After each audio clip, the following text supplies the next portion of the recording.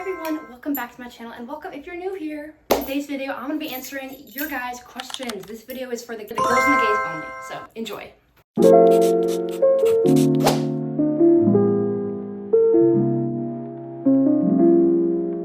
Hi everyone, I recently created a Discord server for all of my fans on the channel. So if you would like to join it, here are the rules.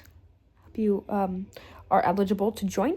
And of course, you can go to my community posts area on my channel and the link will be there and you can join and we can chat. Yay! So I asked you all on YouTube to send in questions regarding anything girly or gay-y related, anything like maybe down there are problems for the girls, some like TMI questions, relationship problems, makeup, skincare, stuff like that. Also anything from the gays because we love the gays here and I am a certified one. So obviously some questions on like coming out, stuff like that.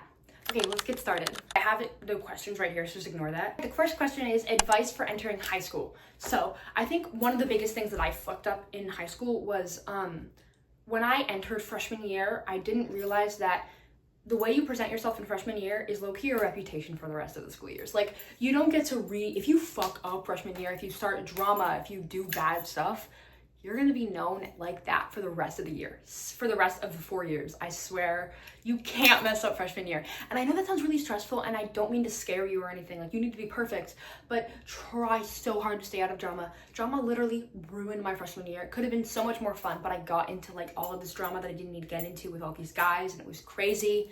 So please stay out of drama. I did get in a few issues where it was like, I got brought into drama, but the issue was I stayed. You need to run as fast as you can.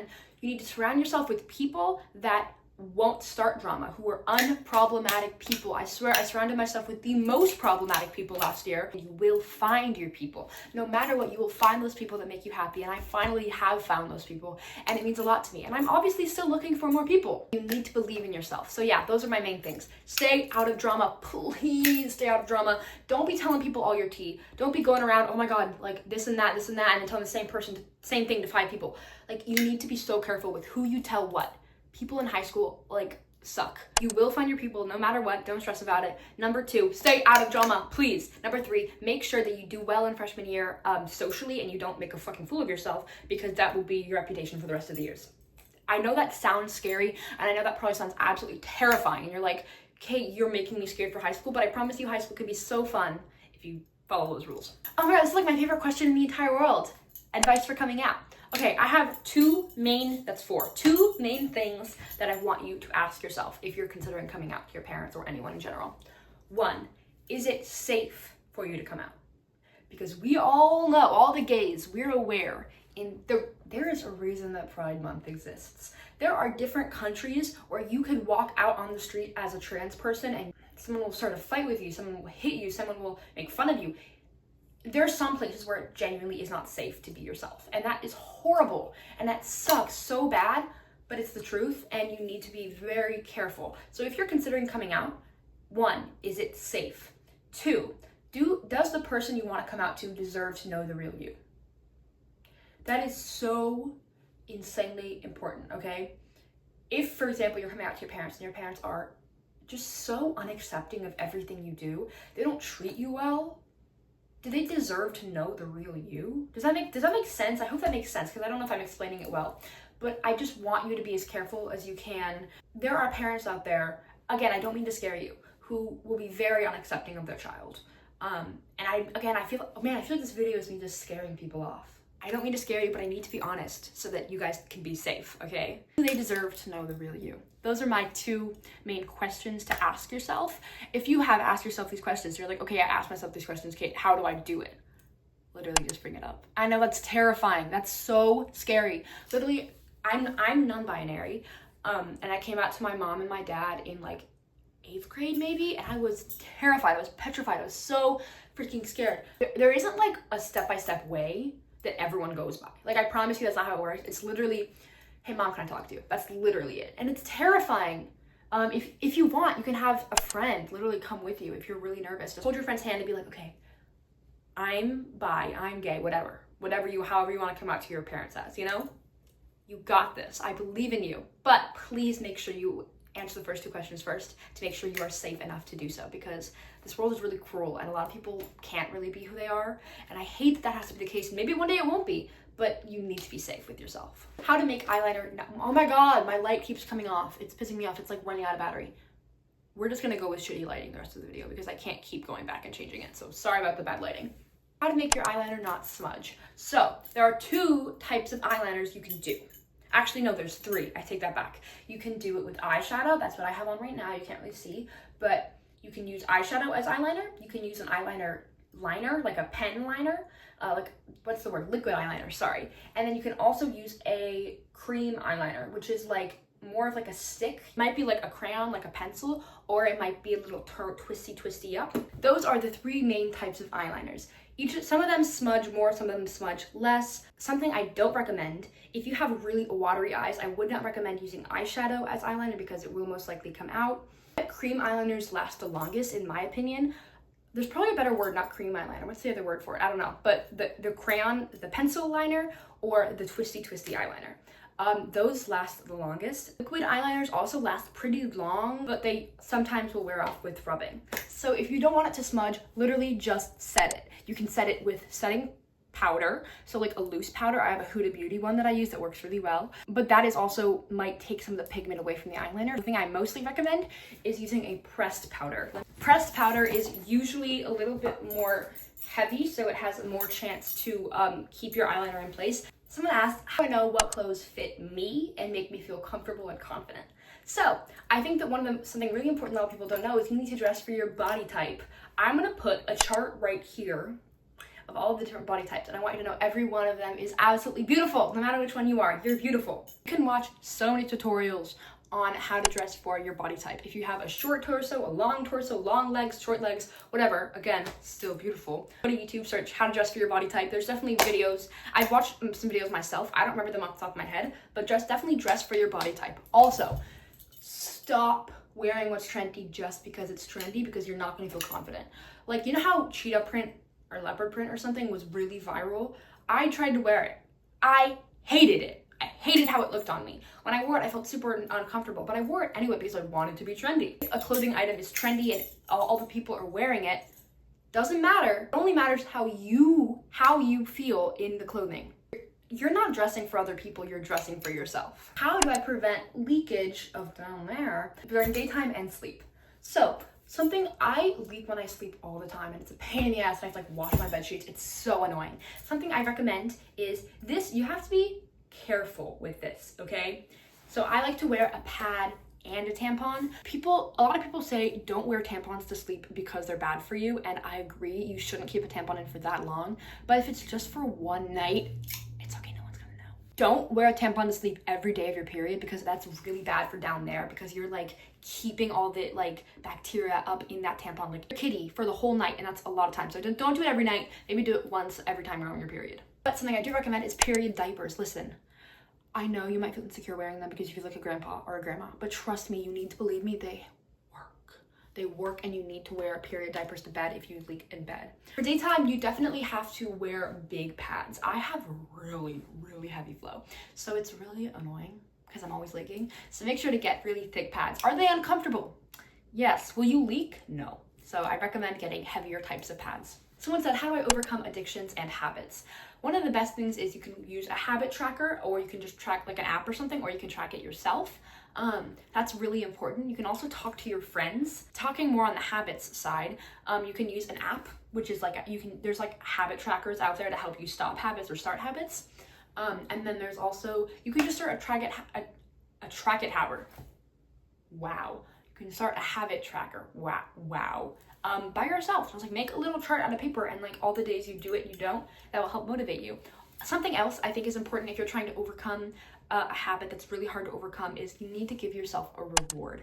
I will say for neurodivergent people like me, it's a little harder to do that. So maybe don't do that if you're neurodivergent. But if you're not neurodivergent, you are neurotypical, I highly recommend you're telling yourself, okay, if I don't do this habit 3 days in a row, and the time can be as short as you need. If you can't go a single day without doing this habit, you tell yourself, I'm gonna go a day. One singular day without doing the habit, you can give yourself a treat. Then do that. It doesn't matter how long it takes you to get over this habit. You will get there. On addictions, I'm not really sure what kind of addictions this person meant, like drugs or stuff, but I personally have never done any drugs, so I don't have experience with that. Definitely, I would highly recommend talking to a therapist about addictions. I think that's really helpful in therapy, has literally saved me, but make sure to find the right therapist because some therapists suck dookie. So you need to find one that is worth the money. But also you can have your friends help you. One of my friends, when we had a sleepover and she really wanted a hit, I just stole her like vape and then like I just hid it and I didn't let her have it. So you need to have your friends help you. Friends can help you with these kinds of things. Makeup items, recommend. Someone literally just said this and that's super broad category. I don't really know which makeup products like specifically you want, but one of my favorite products in the entire world is the Huda Beauty Setting Powder. It is a lifesaver. It mattifies everything. It's wonderful. And then also I think the other product I would recommend, Para, I think it's called the Ink Velvet line. This is a lip tint and it lasts so long. I actually have it on right now with a lip liner.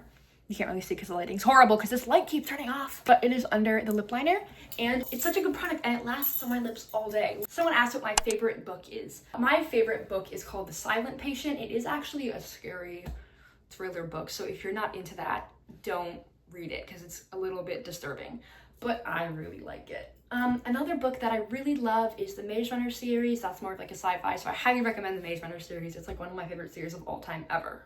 Also, Hunger Games, literally top tier book. So good. Should I take AP classes in high school? So our high school actually only has IB, not AP, and they're different. I'm not 1000% sure how much I can help with this question, but I recommend taking a few. We have something called the IB diploma, which is when you take every single IB course and that's all your periods are IB. I think that if you want to if you're going to high school to become a doctor, like then that's probably good for you. But if you're going to high school to like start a little business, like your dream is obviously very important, but maybe not as big as like, I want to be a doctor, I want to do open heart surgery.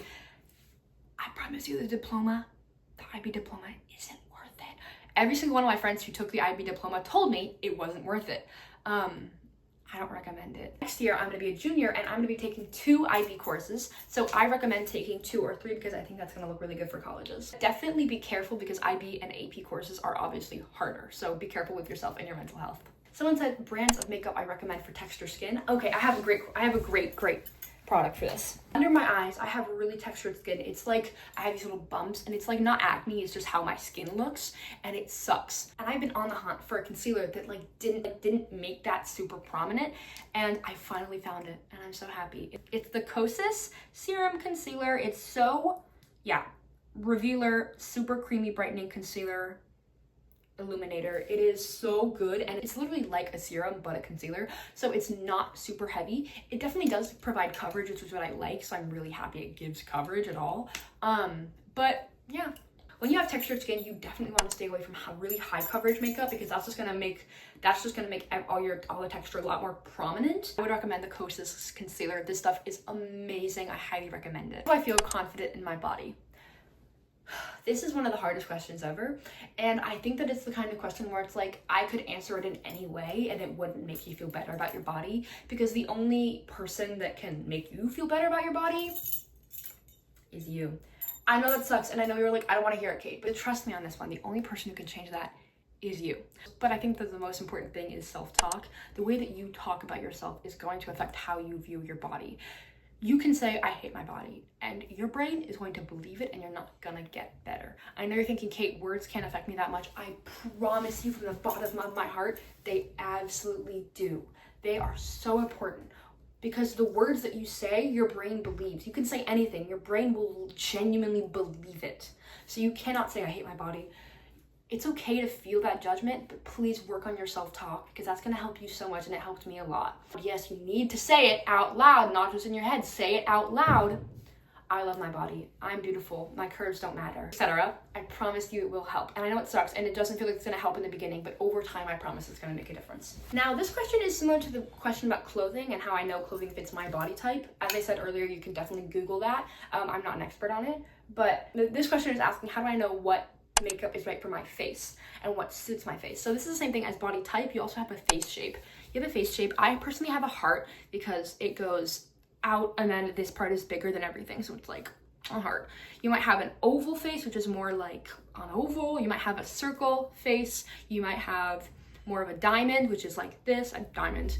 There's all different types of beautiful face shapes. You go to YouTube, search how to do makeup for my face shape, and it will help you. How do I make my skin clear up? This question is such a hard question to answer because I don't know if you can tell with this horrible lighting, my skin is not clear at all. First thing I want you to know, if the acne is healthy and it's not like an infection, no one's forcing you to clear it, and I think your acne is really beautiful and it gives your skin personality, and you actually don't need to get rid of it if it's healthy. If it's getting to a point where it's unhealthy and it's painful, I would definitely recommend trying to clear it up. But I want you to know, if you have some acne and it's just healthy, you don't have to feel the need to clear it up. But if you want to, you obviously can. It's hard, it's not easy. There's medications you can take. I took a pill for a little while. It had side effects, so I had to stop. But you can take pills for acne, but be very careful with those and don't like diagnose yourself. Please get like a diagnosis from a doctor. But I think my biggest thing is go to a dermatologist. They're gonna help you so much. But I highly recommend booking an appointment with a dermatologist because they're gonna tell you everything you need to know. I'm not a certified dermatologist. I am literally 16 years old. I couldn't be. So I can't really tell you exactly for your skin. The thing is, each type of acne clears differently. There's not a solution for all acne, so you definitely have to talk to a doctor about it. I'm sorry. What do I do if I'm on my period, but I also do cheer? This is a great question. I don't do cheer, but I would recommend a tampon instead of a pad, because a pad, you're gonna feel it and it's gonna be super duper uncomfortable the whole time. If you're really scared of leaking, because I know that cheer uniforms are really short skirts, if you're really scared of leaking, then I would recommend doing a tampon and a pad, because that is going to really make sure that you don't leak at all. Like, that is my foolproof method of not leaking, tampon and pad at the same time. Is it a little uncomfortable? Yes, but if you're more scared about leaking, do that. But if you're more about like, oh, it's uncomfortable to wear a pad, just wear a heavy tampon. Someone asked, what is ovulation? Great question. Ovulation is when your mature eggs in your, down there, release from the ovary. If you're not really sure what that means, you can definitely go look to more YouTube videos, because I don't want to go in depth because I am very scared of getting demonetized because I'm 16. In simple words, it is when your eggs are mature and they are released from the ovary. The person asked, should I get a wolf cut or a butterfly cut? These are different and similar in certain aspects. Watch some Brad Mondo videos. Shout out him. I love his videos. So he definitely can help you choose what is right for your face shape. So I would Google Brad Mondo, what haircut is best for my face shape, and that would help you out. A wolf cut is definitely more what I have. It's more like, well, it's definitely grown out, so it's not as much anymore. You can't really see, but I do have layers of a wolf cut. It's like shorter up here and longer down here. When you style a wolf cut, it definitely gives more of like a fluffy alt kind of short kind of vibe. More short layers, but a butterfly cut is usually when you have longer hair and it's a lot more voluminous and you have hair everywhere, and it's also a longer layers than a wolf cut. So it's more if you want shorter layers or longer layers. If you want shorter layers, lean towards the wolf cut. If you want longer layers, that's a tongue twister, oh my god, lean towards the butterfly cut. This person asked, what are some symptoms of me being on my first period? Because it's been ages and all my friends have it, and the only symptom I have is like some breast budding, and that's it and nothing else, and I don't know when I'm gonna get it. I relate to this so much because my period came so late. Literally, I was like, am I pregnant? Like, I'm 14, but I'm definitely not pregnant. Like, why am I not getting my period? Like, what's happening? You just gotta wait. Definitely go to a doctor if it's too late. If you're like 16 and you haven't gotten it, I would recommend going to a doctor. It could mean something. If you're not getting your period, it can mean that you're pregnant, but if you're super young and you've never even touched a boy or held a hands boy, you're fine, don't worry. Literally me. I was like, am I pregnant? Actually, I've never touched a boy.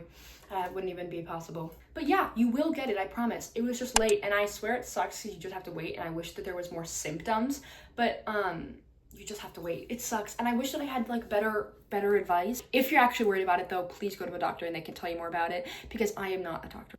How do I feel comfortable in my skin as a non-binary? I'm non-binary. I can help you with this. So please don't wear what other people want you to wear. Wear what you want to wear. This is so important.